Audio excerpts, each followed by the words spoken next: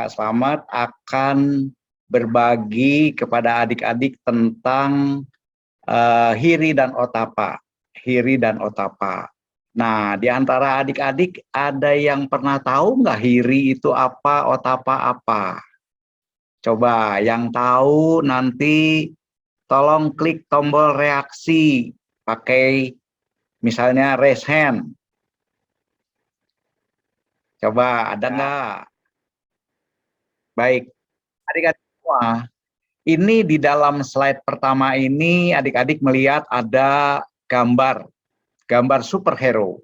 Nah, ini kalau adik-adik ingat waktu kecil dulu, ya, jadi ketika adik-adik kecil, ketika papa mama juga waktu masih kecil, itu seneng tuh dengan yang hero-hero kan, dengan pahlawan-pahlawan sebagai pelindung. Kalau ada kekacauan gitu ya di dunia, ya kan, tiba-tiba dia muncul.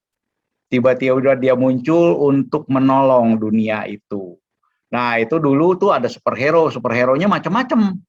Ada Superman, ada Batman, ada Supergirl, ya kan, macam-macam, ya kan. Nah, ini hanya gambar saja nih, ada 2 superhero di sini nih, datang ke arah kota untuk melindungi kota itu. Ceritanya begitu. Waktu dulu kan adik-adik itu seneng kalau ada yang superhero begitu kan, dia berani dan sebagainya. Begitu kan adik-adik ya? Ya, jadi nah, kemudian adik-adik menjelang besar, kemudian ada film-film lainnya. Ya, ada Marvel begitu kan ya, sebagai superhero dengan teman-temannya, ya kan, ada Spy Kids ya, di mana mereka melindungi sesuatu yang terjadi dari kejahatan-kejahatan. Begitu ya. Ya, jadi ini film-film yang disukai oleh kita semua waktu kita anak-anak. Betul nggak? Bahkan kita ingin menjadi dia, biasanya begitu ya. Menjadi dia yang melindungi, gitu kan, melindungi siapapun pada saat itu. Nah, jadi superhero ini kalau kita lihat, ini kan di luar nih, dia tiba-tiba muncul gitu kan ya, tiba-tiba muncul. Nah, bagaimana dengan apa yang akan kita bahas, yaitu hiri dan otapa nih, adik-adik. Hiri dan otapa ini juga superhero. Superhero dari versinya agama Buddha, adik-adik, dari Buddha Dharma. Ya, superhero Hiri Otapa ini tidak muncul di luar di mana-mana adik-adik, tetapi dia muncul dari dalam batin, dalam pikiran kita masing-masing. Ya, secara otomatis itu ngerem dari perbuatan-perbuatan kita yang buruk. Ya, perbuatan-perbuatan kita yang buruk. Nah, kalau seseorang melakukan satu perbuatan buruk, adik-adik, maka bukan hanya buruk kepada diri sendiri, tetapi buruknya kemana? Keluar juga kan, bisa menghancurkan dunia nggak? Bisa, sangat bisa menghancurkan dunia.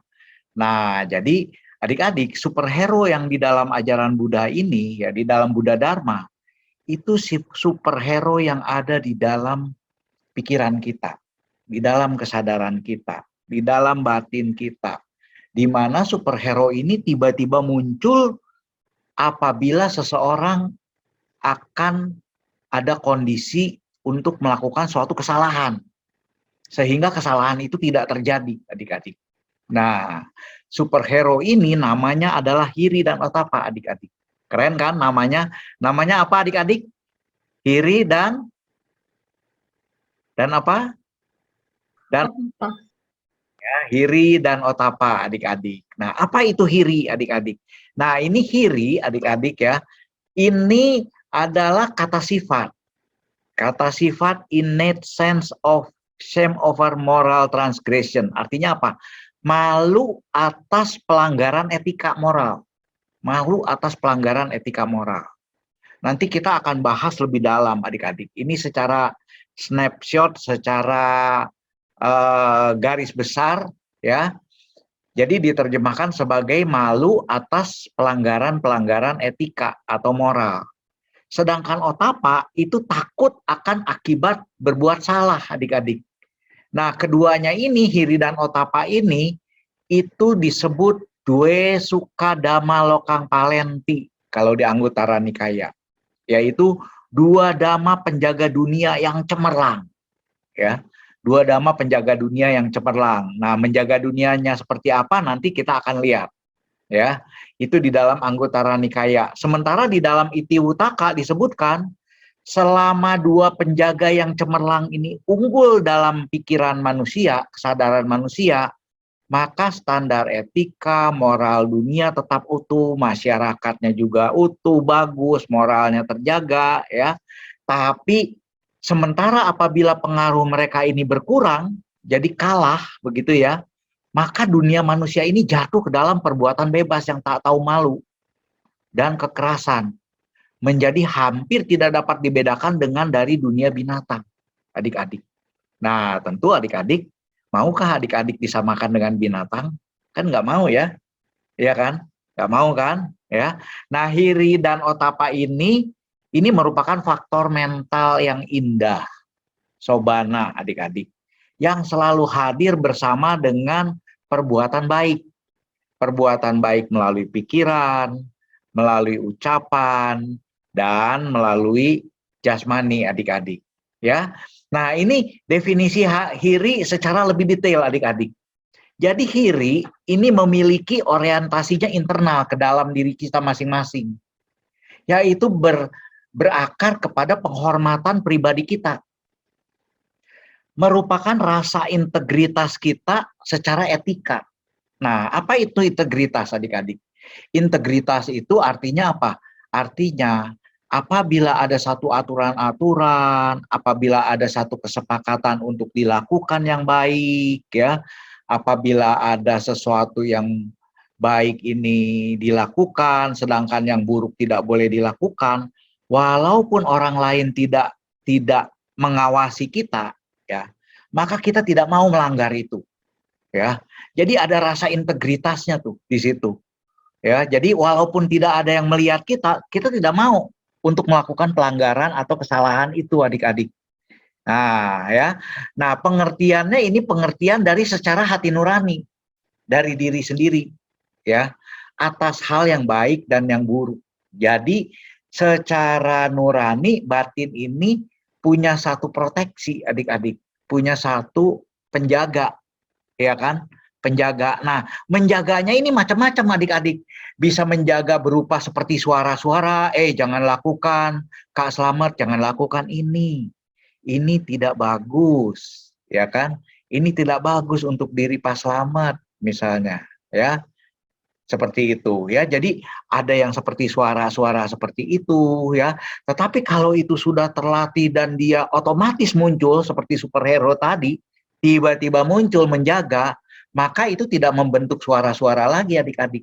Tetapi sudah langsung dia tidak akan melakukan kesalahan, tidak akan melakukan keburukan karena secara integritas sudah bagus banget. Ya, jadi hiri itu seperti apa? Nah, ini contoh memiliki hiri nih adik-adik ya, menyadari misalnya adik-adik umurnya sudah lebih besar daripada yang kecil-kecil, malu dong membuli anak-anak yang lebih muda, betul nggak? Ya kan? Jadi ada rasa malu sendiri kepada diri sendiri nih, nggak layak nih, saya melakukan itu, saya kan lebih tua sekarang, ya, masa melecehkan anak-anak muda yang lebih muda, ya kan? Nah, jadi walaupun tidak diawasi oleh orang-orang ya, bisa muncul dalam diri seseorang, malu melakukan itu. Dia sadar orang-orang berpendidikan, misalnya adik-adik nih pendidikannya sudah ada, berpendidikan ya, malu dong, masa mengambil barang bukan miliknya, begitu kan? Jadi orang-orang yang berpendidikan itu, dia memiliki satu rem. Rem itu integritas yang mengerem dia sehingga dia malu untuk melakukan itu. Dia sadar, dia orang berpendidikan seperti itu. Yang tadi sadar terhadap umurnya, ya kan? Nah, orang-orang tertentu dia menyadari, kita kan dari keluarga baik-baik nih. Malu dong menganiaya, membunuh, melakukan kesalahan seperti itu, ya. Nah, ini ciri-ciri orang punya hiri, adik-adik, ya. Dia merenungkan secara pribadi, secara internal, ya, mengakui bahwa adik-adik ini sudah sering ikut kebaktian bersama Ibu Yuni, bersama Ibu Dwi, Ibu Mariani, Ibu Yana, ya, dan ibu yang lain-lain, dengan kakak-kakak yang lain, dengan Kak Yuda dan sebagainya, ya kan? sudah belajar dhamma, ya kan, malu dong jika berdusta, ya, jika berkata-kata kasar, memfitnah, atau mengkonsumsi makanan minuman yang memabukkan, seperti narkoba dan sebagainya, malu, ya kan. Jadi mengakui itu, ya, adik-adik memiliki hiri tuh, dia ngejaga tuh, jangan sampai itu terjadi, ya. Nah, juga bahagia sebagai murid sekolah minggu dari BDC nih, rajin, ya, malu untuk nakal, ya kan, nggak mau jadi anak nakal, malu dong. Saya kan murid sekolah minggu BDC, gitu kan, ya. Jadi adik-adik ini contoh dari hiri, adik-adik. Hiri itu artinya ke arah internal, secara ke dalam menghormati pribadi. Nah, artinya menghormati diri kita masing-masing nih adik-adik. Nah, dalam rangka menghormati diri masing-masing, Kak Slamet akan berbagi kepada adik-adik nih, apa itu menghormati diri. Nah, menghormati diri ini ada 3 hal penting nih adik-adik. Bagaimana adik-adik memandang diri adik-adik, ya. Nah, ini di dalam dunia duniawi, adik-adik, di dalam kancah duniawi, seperti kita-kita yang ada di duniawi ini, adik-adik ya, ini mulai dari anak-anak ya adik-adik, itu biasanya ini otomatis orang itu ingin meniru karena dia belum tahu ya, ingin menjadi apa nanti, ingin menjadi apa nanti, dia biasanya meniru adik-adik. Nah, meniru itu biasanya pada tahap-tahap awal ya adik-adik ya, dia melihat dirinya ingin menjadi apa. Nah, ini sesuatu yang ideal adik-adik. Jadi ada gambaran sosok ideal di dalam pikiran adik-adik nih, di dalam pikiran kita semua ya kan, ada sosok ideal yang sangat kita inginkan. Misalnya, wah ingin menjadi seperti papa. Ada yang seperti itu. Kenapa? Kalau ditanya ingin menjadi seperti papa, oh papa itu orangnya baik, orangnya sabar, orangnya tidak pernah melakukan perbuatan keliru, ya. Nah, ada yang seperti itu. Tapi biasanya adik-adik, ada orang yang ingin meniru apa? Meniru superhero yang ada di film. Kan ada yang begitu. Saya ingin menjadi Marvel, misalnya. Saya ingin menjadi Superman, misalnya. Kan ada yang seperti itu, ya. Nah, adik-adik, kalau di sekolah minggu, adik-adik diajarkan orang yang super hebat di dalam ajaran Buddha itu siapa, adik-adik? Ayo, ada yang bisa bantu Kak Slamet di dalam ajaran Buddha? Orang yang super hebat yang bisa kita jadikan ideal itu siapa, adik-adik? Ada yang bisa bantu Kak Slamet? Ayo, siapa? Siapa? Sang Buddha. Ada yang tulis di chat Buddha, Sang Buddha. Sang Buddha ya. Sang Buddha kan makhluk ideal, manusia ideal yang bisa jadikan kita panutan. Saya ingin menjadi Buddha, begitu kan? Kan bagus tuh, ya kan? Kenapa? Karena punya sifat-sifat tidak pernah melakukan kejahatan, ya kan, dan sebagainya. Jadi ada orang ideal nih, yang ingin kita inginkan, adik-adik. Nah, mungkin kalau adik-adik di dalam waktu anak-anak dulu, itu bisa berubah tuh, adik-adik. Yang adik-adik inginkan itu, yang ideal itu sosok seperti apa?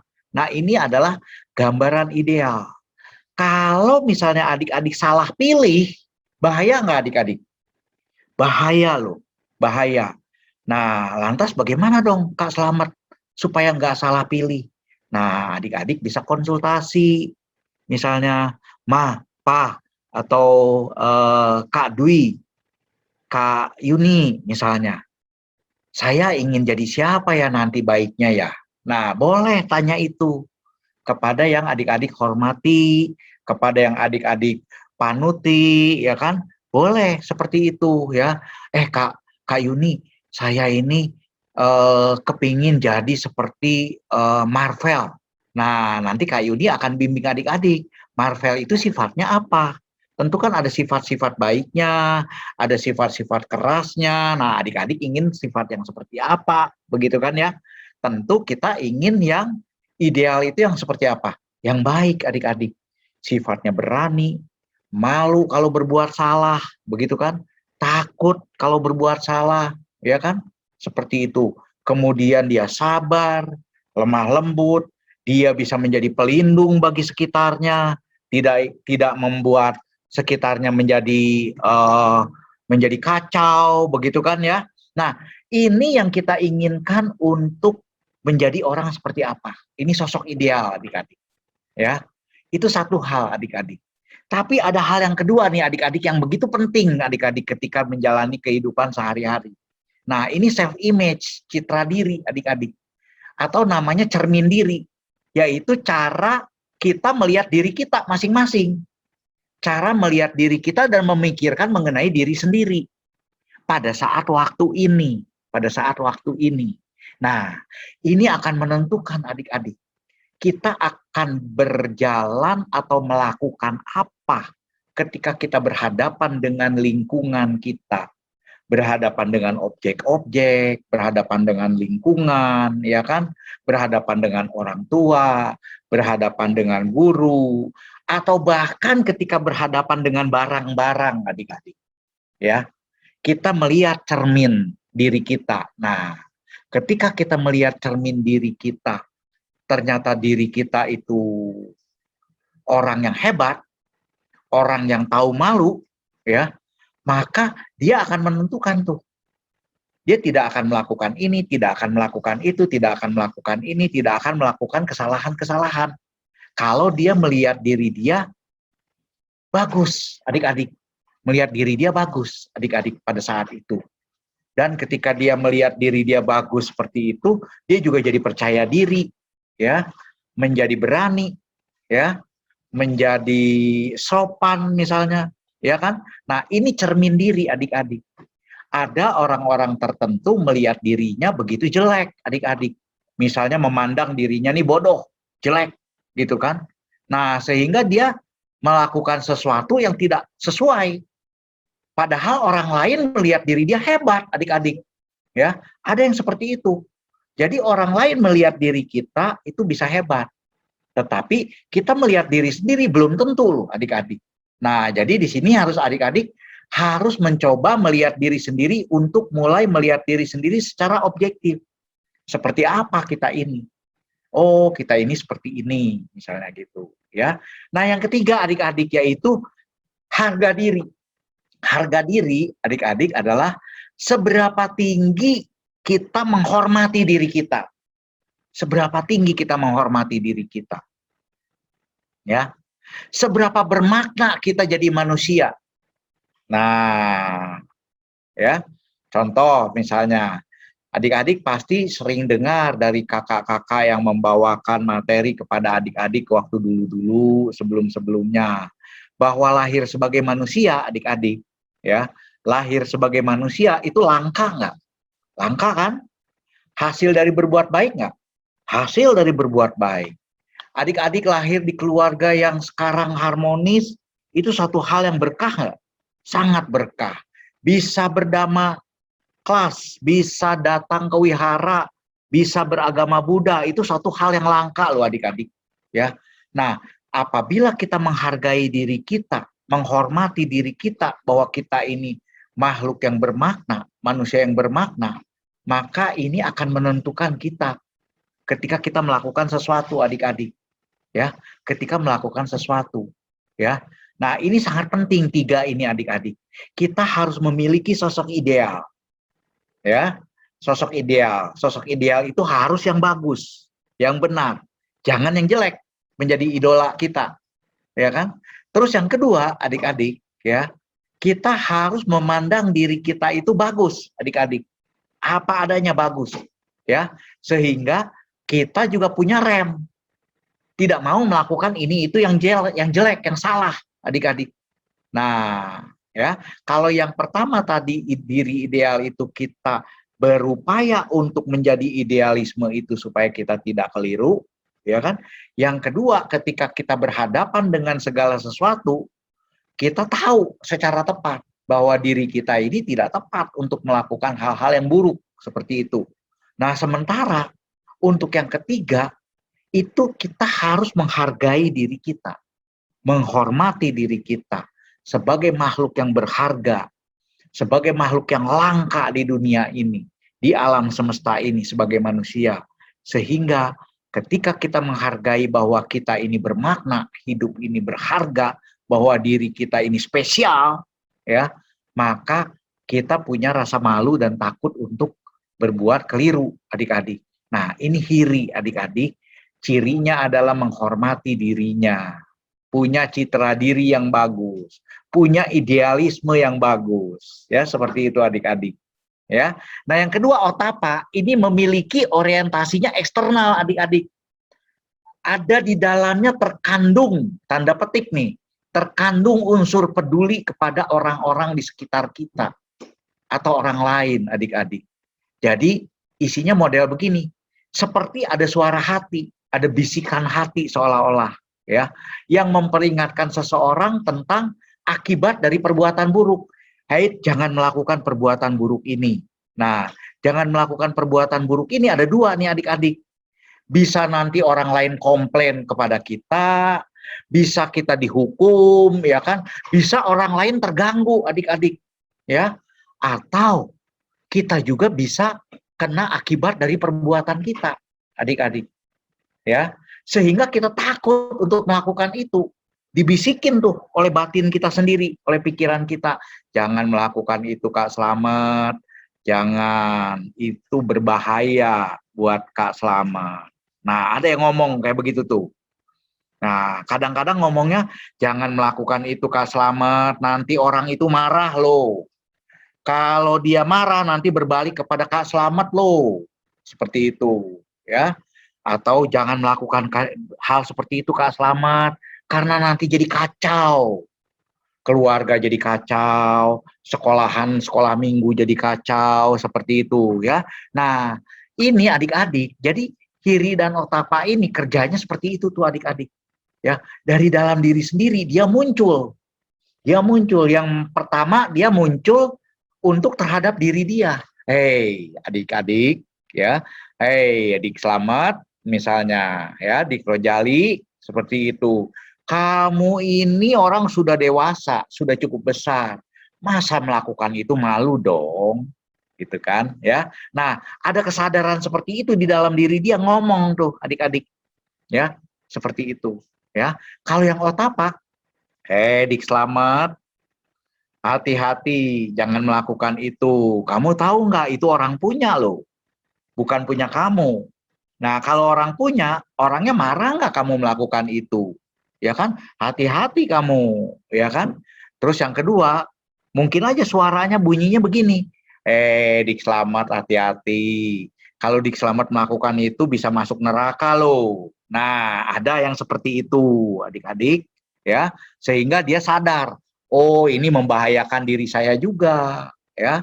Selain peduli pada orang lain, ada peduli pada diri sendiri juga. Tidak mau menanggung akibat yang jelek itu, ya kan? Sehingga terproteksi. Nah, jadi dua-dua ini muncul di dalam diri kita, di dalam pikiran kita, adik-adik, sehingga dia melindungi diri kita. Yang pertama. Yang kedua, itu juga karena kita melindungi diri kita, artinya melindungi orang lain, sehingga jadi tidak kacau atas perbuatan keliru kita, ya. Seperti itu adik-adik, ya. Keren kan ini ya? Jadi adik-adik, contoh yang memiliki otapa itu karena takut masuk neraka atau jadi setan atau jadi binatang misalnya. Dia tidak mau membunuh, ya. Jadi karena takut bila kelak timbul penyakit atau berusia pendek, ya. Dia tidak mau membunuh atau menganiaya, adik-adik. Ya. Karena takut dimarahi dan dihukum karena orang lain terganggu, barangnya kita ambil, ya kan? Maka ia menghindari mengambil barang yang bukan miliknya, tidak mau menganiaya dan sebagainya, ya kan? Karena takut mendapat musuh, maka ia menghindari berbuat asusila, berbohong, memfitnah, mengganggu, membuli misalnya, ya adik-adik. Nah, karena takut dicontoh oleh anak-anak kecil, maka ia menghindari berbohong, berkata kasar atau memfitnah, ya.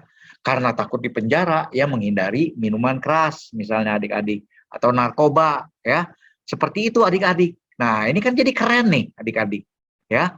Nah, Acarya Buddhaghosa mengilustrasikan hiri dan otapa ini mirip dengan batang besi yang ujungnya diolesi dengan kotoran, ujung satunya ini membara, adik-adik. Jadi hiri itu seperti rasa jijik seseorang memegang tongkat yang di tempat yang dilumuri kotoran. Jijik ah, gak mau, gitu, ya kan? Jijik, gak mau, ya kan? Dia nggak takut, tapi jijik, gitu, nggak mau ah, gitu kan? Tapi yang otapa ini mirip dengan ketakutan seseorang, tapi karena sadar sebenarnya, adik-adik, ya. Karena apa? Kalau dia pegang ujung yang membara itu akan menyengat dia, ya, berbahaya buat dia, ya kan? Maka dia tidak mau memegang itu, ya. Nah, ini perumpamaan yang sangat bagus sekali dari Acarya Buddhaghosa, ya. Itu dari kitab Visuddhimagga seperti itu, adik-adik, ya. Nah, keren kan? Ya, adik-adik. Ya, jadi hiri dan otapa itu kalau kita lihat di Visuddhimagga dan di kitab komentarial penjelas makna dari Dhammasanggani yaitu Atasalini, ya. Nah, hiri itu definisinya ini adalah keberatan hati nurani.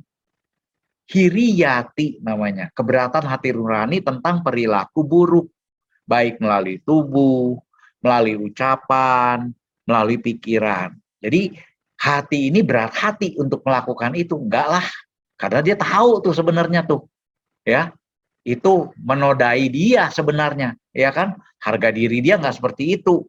Nah, yang otapa, adik-adik, itu takut atas hal-hal buruk yang demikian, yang tadi, ya. Hal-hal buruk itu menakutkan karena akibatnya tadi. Juga menakutkan kalau akibat itu terjadi kepada orang lain, akibat perbuatan buruk kita, adik-adik. Nah, kemudian fungsi dari hiri, ya, untuk tidak melakukan kejahatan.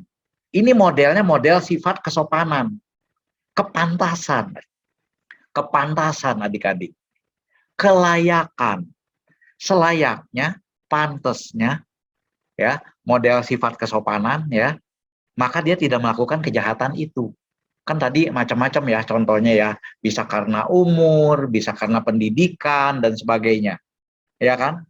Ya. Nah, sedangkan otapa itu takut melakukan kejahatan, modelnya model ketakutan.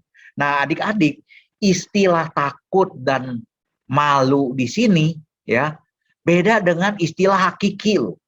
Istilah hakiki dalam Abhidhamma beda sebenarnya. Karena apa? Ini kata-kata malu dan takut ini untuk memudahkan orang untuk persepsinya supaya pas.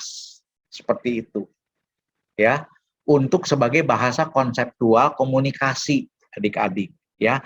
Tetapi di dalam batinnya itu tidak ada takut yang seperti kebencian. Bukan seperti itu. Ya. Malu dan takutnya bukan seperti yang kebencian. Karena apa? Kalau yang seperti kebencian itu berhubungannya dengan pikiran apa? Pikiran baik atau buruk? Pikiran buruk. Padahal hiri dan otapa ini malunya ini malu bersifat sopan sebenarnya. Dia modelnya model sopan, kelayakan. Dia tahu layaknya seperti apa. Seperti itu. Ya kan? Nah, artinya apa? Pikirannya pasti baik, adik-adik. Kemudian takutnya juga bukan takut karena takut dari ada kebencian, ketidaknyamanan, bukan. Tetapi takutnya ini, tanda petik, takutnya ini dia mengetahui bahwa ini ada akibat-akibatnya loh. Dan akibat-akibatnya itu not worth it, gitu. Untuk kita tanggung, ya. Untuk kita pikul bebannya. Tidak layak, gitu. Sehingga dia tidak melakukan itu, tidak melakukan kesalahan, adik-adik. Nah, karakteristiknya mirip orang rasa jijik, mirip orang rasa takut, gitu ya. Mengkerut istilahnya, ya. Tetapi dia batinnya bukan tidak nyaman, ya. Modelnya seperti tadi, adik-adik, ya. Nah, manifestasinya dari hiri dan otapa ini menyusut dari kejahatan di jalan yang sudah dinyatakan, adik-adik.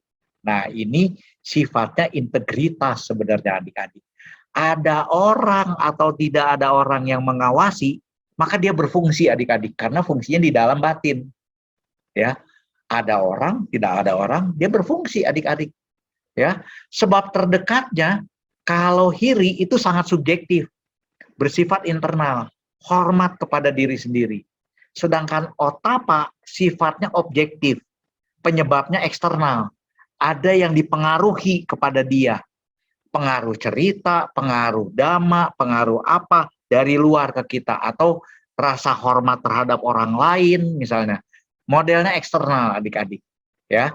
Nah, seperti itu, ya. Nah, adik-adik, ya, di sini Kak Slamet kasih lihat ya bahwa beberapa keuntungan punya hiri dan otapa itu kita akan terlindung. Nah, ini fungsi dari perlindungan adik-adik. Fungsi perlindungan, ya. Terlindung dari apa? Sehingga ini melindungi kita dan melindungi orang lain, ya. Mencegah berbuahnya karma buruk yang siap untuk berbuah. Jadi adik-adik, kalau ada karma buruk yang siap-siap berbuah, karena kita punya hiri, adik-adik, maka ini nggak jadi berbuah, adik-adik. Nggak jadi berbuah. Tapi kalau sedang berbuah karma buruk, karena punya hiri, maka bobot karma buruk ini menjadi tidak berat, adik-adik. Menjadi lebih ringan. Terhindar dari gangguan orang atau makhluk lain, dicintai makhluk lain, adik-adik. Bisa lahir di alam yang lebih membahagiakan, ada banyak pelayannya, ada banyak pengikutnya, adik-adik. Ya, nah itu jadi terlindung kita itu dengan berbagai proteksi baik di dalam diri kita maupun dari luar, adik-adik. Dahsyat loh. Ya, superhero yang seperti ini dahsyat, adik-adik. Karena munculnya dari dalam diri sendiri dan tidak terlihat, adik-adik, tidak terlihat kasat mata. Ya. Tetapi itu bisa dirasakan. Loh, adik-adik sekarang ini lagi anteng, santai, rileks. Itu hasil dari apa? Itu sebenarnya hasil dari hiri yang lalu, hiri otapa. Sehingga adik-adik terlindung nih saat ini. Ya, terlahir di tempat yang cocok, ya, seperti itu. Nah, kemudian adik-adik, yang model kedua adalah model keuntungan dari bertindak tanduk dengan hiri dan otapa, adik-adik. Yaitu apa, adik-adik? Ya, nah, mengalami kondisi-kondisi duniawi yang positif, adik-adik. Karena kita berada di dunia perumah tangga, ya kan? Ini kita akan mengalaminya, adik-adik. Karena punya hiri dan otapa, maka akan terkondisikan keuntungan-keuntungan. Makanan, cari makan lancar, ya, tidak sulit. Bayangkan kalau punya hiri dan otapa, terus cari makan. Oh, itu bisa dipersulit orang. Oh, jangan sama dia itu nggak punya malu, dia itu salah melulu, ya. Maka menjadi susah rezeki itu, adik-adik. Ya, jadi mengalami kondisi duniawi yang diharapkan oleh manusia pada umumnya menjadi lebih mudah, adik-adik, dengan hiri otapa ini. Mencari makan, mendapatkan pakaian yang sesuai, ya, mendapatkan tempat tinggal, obat, uang, perhiasan, fasilitas. Nah, ini kan tidak disadari oleh kita semua. Padahal itu kerjanya dari hiri dan otapa, adik-adik. Bisa mengkondisikan seperti itu tanpa kita tahu dia bisa bekerja seperti itu. Ya, adik-adik, mau nggak jadinya punya hiri dan otapa? Mau, betul nggak? Ya kan? Dahsyat loh, seperti itu. Ya, kualitas tubuhnya baik, menarik, ya kan? Kemasyuran, panjang umur, bahkan pengalaman batin nih, adik-adik, pengalaman batin. Melihat, mendengar, mencium bau sesuatu yang indah, sesuatu yang diharapkan, ya.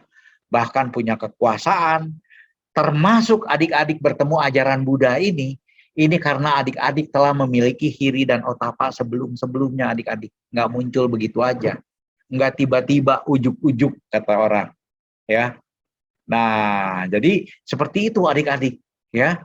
Nah, sebaliknya, ya, bagi orang-orang yang siap untuk mencapai nibbana, adik-adik, maka hiri dan otapa ini akan mengkondisikan percepatan, akselerasi, ya, percepatan untuk mencapai nibbana, adik-adik. Ya, batinnya menjadi lebih tenang, ya, karena apa? Dia merasa tenang karena dia tidak banyak melakukan kesalahan, bahkan melakukannya sesuatu yang baik, sehingga mudah terkonsentrasi. Dan ketika dia berlatih dengan lebih jeli, dia bisa mengamati segala sesuatu dengan lebih cermat, ya, karena batinnya mulai halus dan murni. Nah, itu akan mempercepat mencapai nirwana, adik-adik. Mempercepat mencapai nirwana. Dahsyat ya, keuntungan punya hiri dan otapa, ya. Nah, sebaliknya, adik-adik, sebaliknya, ya, kerugiannya dari tidak punya hiri dan tidak punya otapa, Artinya nggak tahu malu dan nggak tahu akibat, takut dari berbuat salah.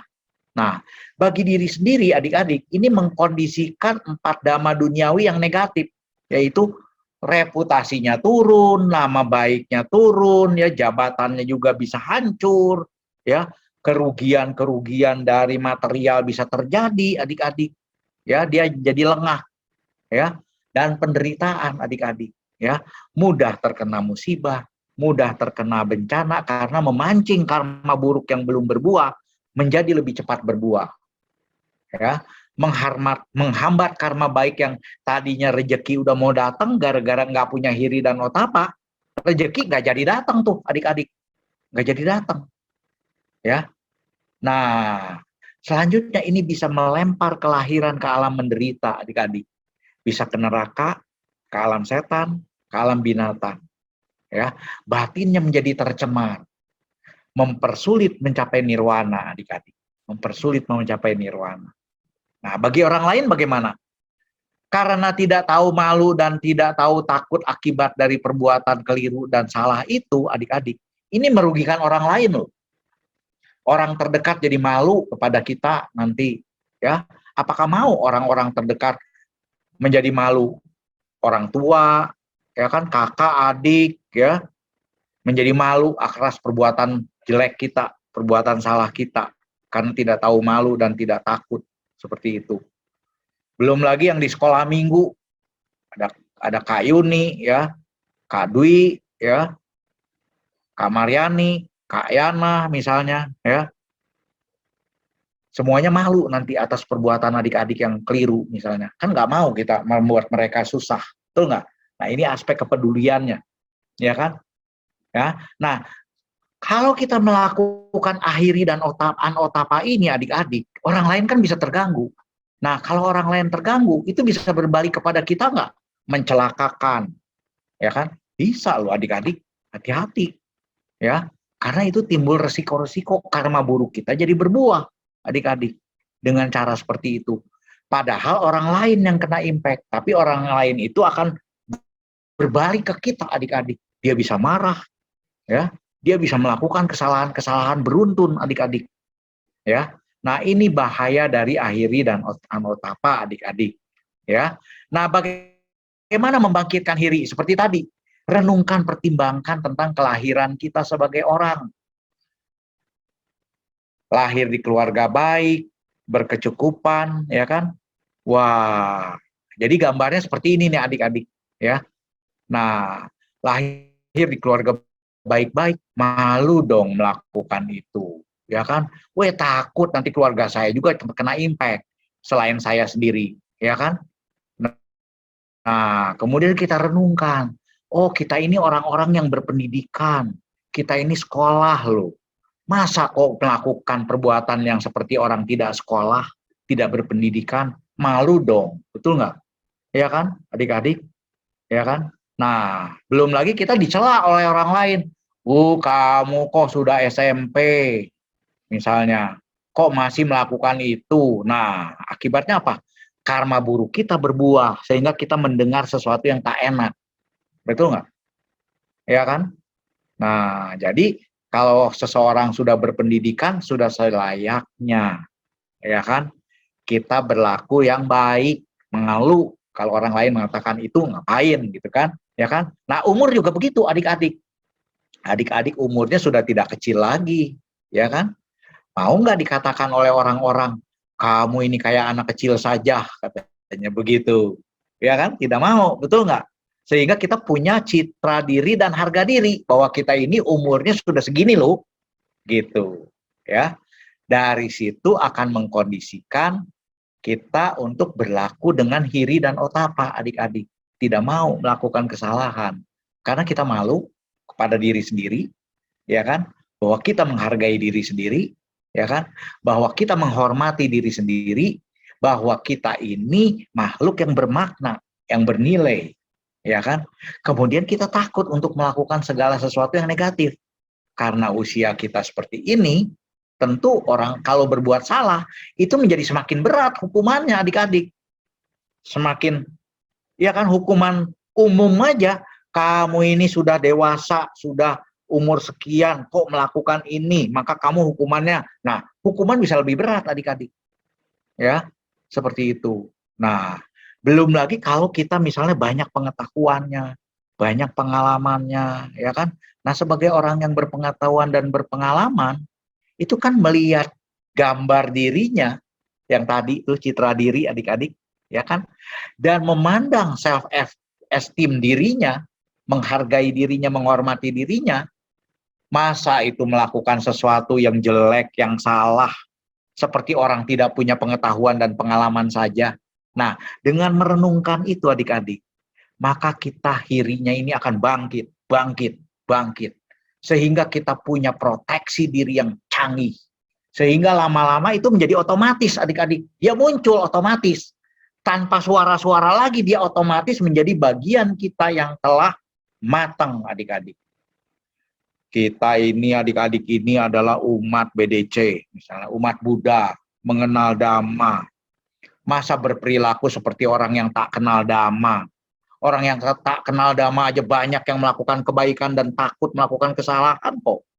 Apalagi kita sebagai umat Buddha yang mengenal Dhamma. Begitu kan adik-adik? Ya kan? Sehingga kita tidak melakukan hal-hal yang buruk adik-adik. Kita malu, sekaligus kita juga takut. Sekaligus kita juga peduli kepada orang lain, tidak mau mengganggu, merusak ketentraman, kebahagiaan orang lain. Nah, adik-adik, seperti itu adik-adik, ya. Jadi membangkitkan otapa, ya, merenungkan, mempertimbangkan betapa berharganya hiri dan otapa dalam perbuatan baik dan hasilnya yang dapat melindungi diri sendiri dan sekitarnya, adik-adik. Rajin belajar dhamma, praktik dharma, bermeditasi, ya, merenungkan, mempertimbangkan perbuatan buruk dan hasilnya, ya, bagi diri sendiri, ya, merenungkan, mempertimbangkan perbuatan buruk itu merugikan orang lain, ya, dan orang lain bisa bereaksi negatif atas tindakan kita yang buruk itu kepada diri kita. Kita tidak mau hal itu terjadi, ya kan? Sehingga otapa ini bangkit, bukan dengan takut, adik-adik, tetapi dia bangkit menjaga, melindungi diri kita dan orang lain, adik-adik.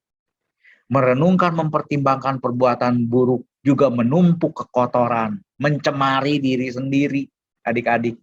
Sehingga kecenderungan berbuat buruk makin berat, bahaya, ya kan? Akibatnya menjadi makin sulit mencapai nirvana, adik-adik, ya.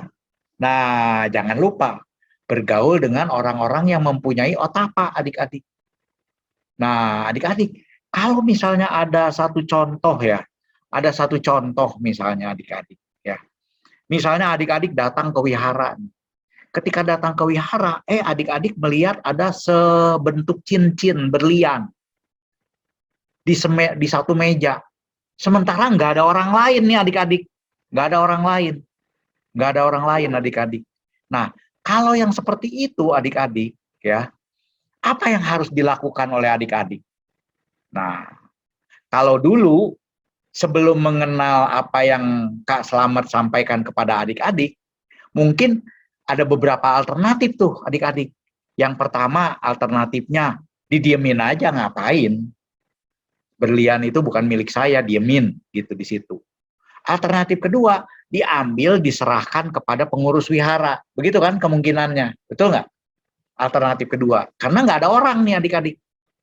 Ya, nah alternatif ketiga, kalau dulu-dulu, ya kan, mungkin bisa saja itu diambil, dimasukin kantong, bawa pulang. Toh nggak ada yang tahu katanya. Nah, adik-adik, kalau adik-adik memahami kiri dan otapa, yang mana yang harus dilakukan nih adik-adik? Ya, pertama, ya, kita timbul proteksi di dalam diri. Wes, ini pasti ada pemiliknya. Dia pasti kalau kehilangan ini menderita juga loh. Ada kepedulian nggak di dalamnya? Ada kan? Ya kan? Jadi kalau ini saya bawa, takut dia menjadi kehilangan. Itu yang pertama. Terus yang kedua, loh, saya ini sudah seberuntung ini sebagai manusia. Masa sudah mengenal dhamma dan sebagainya, saya mengambil yang bukan milik saya? Nah, ini proteksinya, adik-adik. Ya kan? Proteksinya, seperti itu. Terus, wah kalau saya mengambil, walaupun nggak ada orang yang melihat, karma saya akan menanggung nanti. Saya bisa lahir miskin, berkekurangan, atau bisa ke alam petak bahkan, atau alam neraka bahkan. Ya kan? Nah, nggak bagus. Dan kalau ketahuan, itu memalukan sekali juga. Betul nggak? Nah, jadi hiri otapanya bangkit adik-adik. Kalau sudah tahu seperti ini. Kemudian dia melakukan action. Actionnya apa? Mungkin diambilnya, kemudian dibawa ke dalam gedung wihara, ketemui pengurus, Kak Yuni, saya menemukan cincin ini. Kak Yuni bisa tolong cari nanti, mungkin ada yang kehilangan ini, supaya dia mendapatkan kembali haknya itu. Nah, dengan demikian apa adik-adik? Maka hiri dan otapa itu melindungi adik-adik. Dan hiri dan otapa melindungi orang lain juga. Dan dunia kalau seperti itu akan aman adik-adik. Nah, adik-adik, hiri dan otapa ini merupakan satu dari 7 harta mulia adik-adik. Jadi ada harta mulia nih, ya, harta mulia, warisan, bisa diwariskan dan bisa diberikan tanpa menunggu kita tua adik-adik. Ini bisa dibagi-bagi adik-adik, harta ini, harta mulia. Jadi salah satu, ya, hiri dan otapa nomor 3 dan nomor 4 ini sebagai harta mulia adik-adik, ya, dan bisa diwariskan kapanpun karena itu ada dalam batin, diwariskan, dicontohkan kepada orang lain. Dan ini di dalam sutta, ya, ini sangat baik untuk pencapaian kebahagiaan duniawi maupun pendukung untuk mencapai nibbana adik-adik, untuk mencapai nibbana. Ya, sutanya adalah Sangkita Dana Sutta adik-adik. Ya, kekayaan rasa malu dan rasa takut, jadi 2 dari 7, ya kan? Ya, itu akan membuat seseorang tidak pernah miskin, tidak akan miskin, dan hidupnya yang dijalani itu bermakna adik-adik. Ya, bermakna. Ya, sehingga bisa melihat dhamma dengan lebih jernih adik-adik. Nah, adik-adik, jadi sharing Kak Slamet sampai di sini dulu ya. Semoga adik-adik dapat mengembangkan hiri dan otapa ini yang sudah ada pada adik-adik semua. Sudah ada ya. Sudah ada hiri dan otapa itu dikembangkan supaya otomatis. Ya kan? Nah, pada tahap-tahap awal orang berlatih itu bisa munculnya seperti suara-suara kayak ada yang ngejagain. Jangan melakukan itu, malu. Jangan melakukan ini, bahaya. Begitu kan ya? Kayak suara-suara. Nggak apa-apa. Itu bagus. Kan adik-adik kan seperti kalau pilih masakan gitu kan. Oh, saya mau masakan ini. Suka ada yang bilang nih, di dalam diri kita nih, itu bahaya, nanti kolesterol gitu kan ya. Itu bahaya, nanti beracun gitu kan ya. Nah, suara-suara hiri dan otapa ini bagi yang pertama-tama latihan, ini sangat bagus. Tidak apa-apa adik-adik, bagus sekali. Ya, dan kalau itu dilatih terus, itu akan menjadi otomatis muncul proteksi. Dia tidak akan melakukan keburukan itu sehingga otomatis, ya. Dan itu bisa terjadi, dan yang sempurna otomatisnya di dalam 5 moral yang tidak dilanggar, ya, karena memiliki hiri dan otapa itu, yaitu minimal pada tingkat sotapana nanti. Itu sudah otomatis banget. Jadi kita ini masih berlatih nih. Kadang-kadang ada suara, kadang-kadang otomatis, begitu kan? Itu wajar adik-adik, wajar. Ya, namanya juga tetap berlatih. Nah, ketika kita berlatih, ingat diri ideal yang tadi tuh. Kita ingin menjadi seperti apa nanti? Itu harus ada adik-adik. Dan pilih idealisme yang tertinggi yang bagus. Ya, yang bagus. Makanya ada orang-orang bercita-cita ingin menjadi sama Sambuddha. Ya, itu artinya apa? Ada sosok idealisme yang tinggi yang dia ingin contoh akan mengarah ke situ. Nah, itu akan menentukan nanti jadi benar atau jadi salah. Kalau idealismenya yang keliru, maka jadi orang jahat, nanti bahaya, adik-adik. Ya, jadi adik-adik selamat ya atas pencapaian adik-adik sebagai umat Buddha, yang rajin juga mengikuti kebaktian di BDC ini ya, sehingga adik-adik menjadi lebih ideal. Dan ketika adik-adik memandang diri adik-adik sendiri, itu memandang sesuatu yang hebat, dan adik-adik memandang diri adik-adik sebagai orang yang berharga, menghormati diri sendiri. dengan baik, sehingga adik-adik menjadi lebih pede ketika menjalani kehidupan. Terima kasih, selamat siang adik-adik. Namo Buddhaya. Silakan kembali kepada Ibu Dwi untuk memimpinnya. Terima kasih. Pertanyaan dari Dikmudita ini bagus sekali, ya.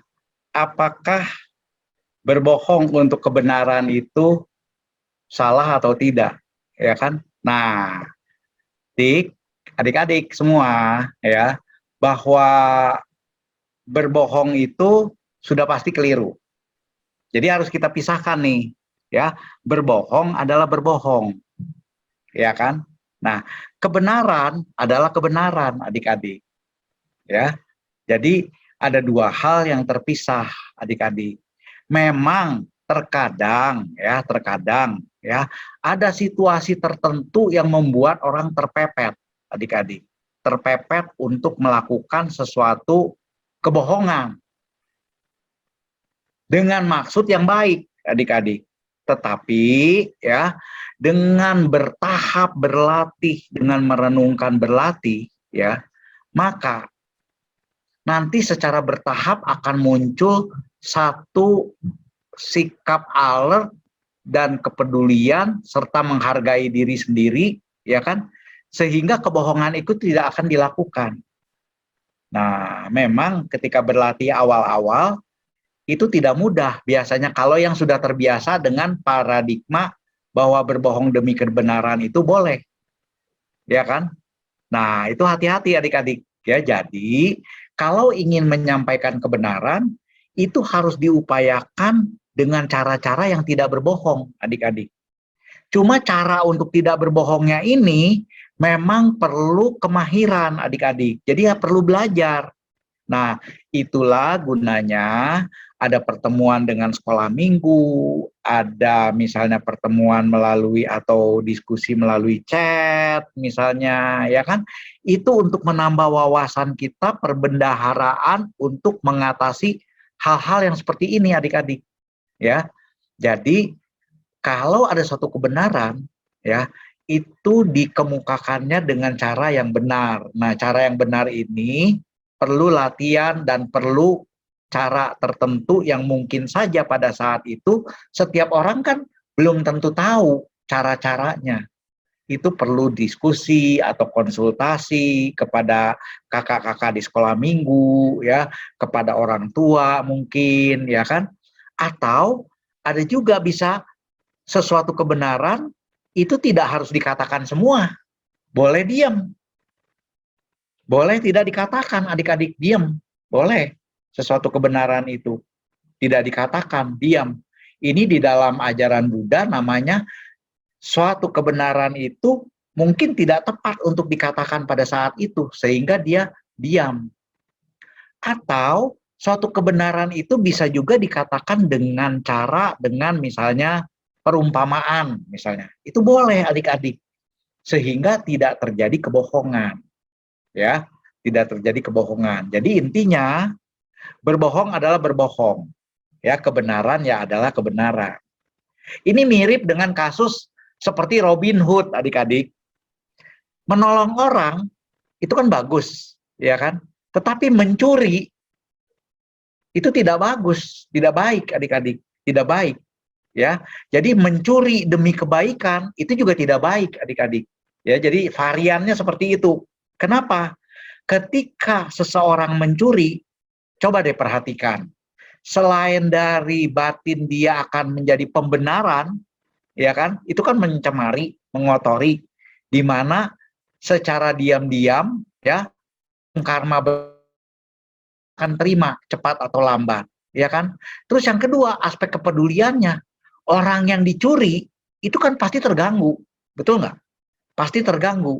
Nah, ketika orang yang dicuri itu terganggu, pertama itu mengganggu ketertiban umum, mengacaukan dunia juga sebenarnya. Terus yang kedua, adik-adik, orang yang terganggu itu bisa bereaksi negatif nggak terhadap kita? Bisa loh, ya kan?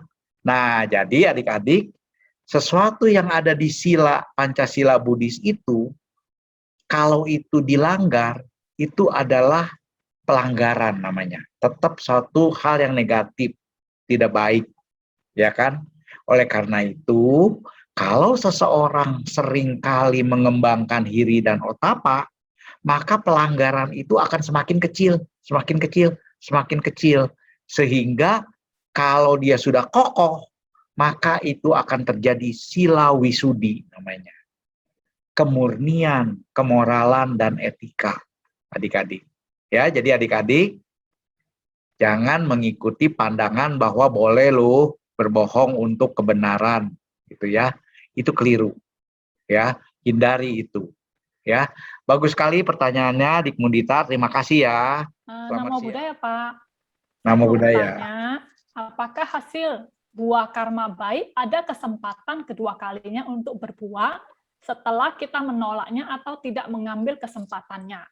Misalnya, ada yang menawarkan sesuatu, tetapi kita menolaknya dengan alasan lebih baik untuk orang lain saja. Terima kasih. Bagus sekali pertanyaannya. Adik penanyanya dari siapa, Bu? Boleh tahu? Felicia. Bagus sekali. Dik Felicia, pertanyaan adik ini bagus sekali. Ya. Nah, adik Felicia, ketika ada satu kebaikan itu berbuah karmanya kepada kita dalam bentuk tawaran untuk menerima barang sesuatu, misalnya, ya, itu adalah karma baik yang berbuah, sudah berbuah pada saat itu. Nah, Dik Felicia ketika itu mungkin belum membutuhkannya, betul nggak? Iya kan? Nah, ketika menerima karma baik berbuah dan Dik Felicia belum membutuhkannya pada saat itu, kemudian Dik Felicia memberikan kesempatan kepada orang lain untuk menerima itu, artinya Dik Felicia ini sudah melakukan hiri dan otapa sangat bagus, ya kan? Mengetahui bahwa Dik Felicia ini telah menerima itu yang baik, ya kan? Nah, Dik Felicia ini mengetahui juga bahwa ada kepedulian kepada orang lain, sehingga Dik Felicia sebenarnya di situ telah melakukan kebaikan juga, kebaikan yang beruntun, ya, kebaikan yang beruntun. Tentu saja kebaikan yang Dik Felicia lakukan itu sangat tinggi loh. Ya, dan itu pun memiliki potensi untuk berbuah, tetap memiliki potensi untuk berbuah, bahkan lebih dahsyat lo buahnya lo. Karena apa? Dik Felicia telah berlatih dua hal di situ. Selain hiri otapa yang bersama-sama konco-konconya melakukan kebaikan, memberikan kesempatan, Dik Felicia juga melatih diri untuk melepas lo, melepas genggaman dari hasil yang diterima pada saat itu. Jadi Dik Felicia telah melakukan karma baik yang lebih dahsyat lagi di situ.